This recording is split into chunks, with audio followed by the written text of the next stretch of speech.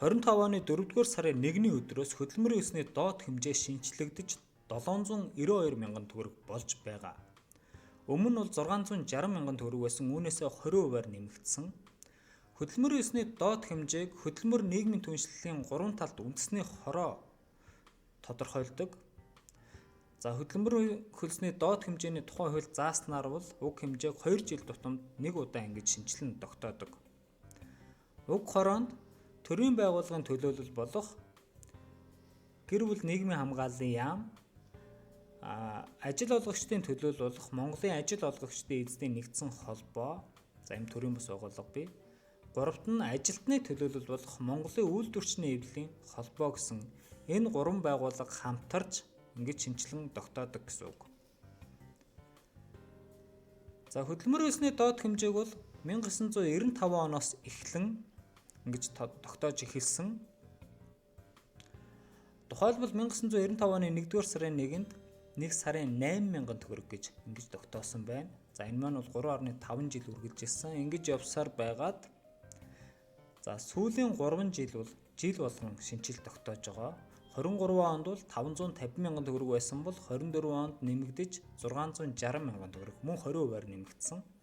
Тэгвэл 25 оны 4-р сарын 1-ээс эхлэн 792 мянган төгрөг болж ингэж шинжилэн тогтоосон байна.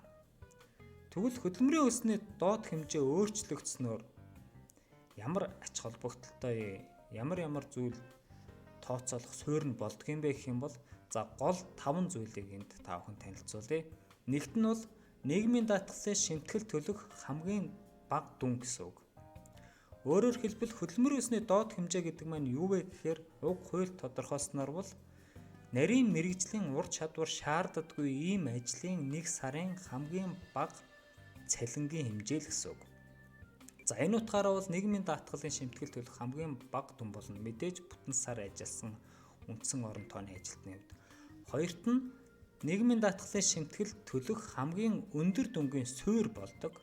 За суурь гэж яагаад хэлж байгаа юм гэхээр албан журмын даатгал буюу аливаа аж ахуйн нэгж байгууллагад ажиллаж байгаа ажилтны хувьд бол уг хэмжээг 10 дахин нэмэгдүүлсэн хэмжээгээр хязгаарлагддаг бол сайн дурын даатгуулагчийн хувьд бол 7 дахин нэмэгдүүлсэн дүнгээр хязгаарлагддаг. Өөрөөр хэлбэл ялангуяа тэтгэврийн нас ойртсон ийм тохиолдолд бол нийгмийн даатгалын шимтгэл өндрөөр төлөх юм сонирхол их байдаг. Тэгэхээр үүнийг хязгаарласан юм зүйлт болдог.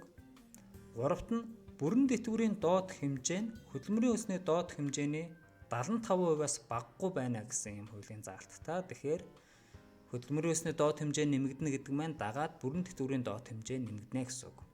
За гэхдээ одоо бол энэ хувь хэмжээнээс бол өндөр байгаа.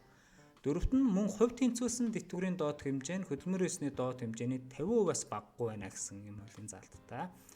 Тавт нь удаан хугацаагаар хөдөлмөрийн чадвараа алдсан за групп гэж яриад байдаг тийм ээ. Энэ тэтгэмж маань мөн хөдөлмөрийн өсний доод хэмжээний 50%-аас багагүй байна гэсэн юм хуулийн зохицуулалттай байдаг байна.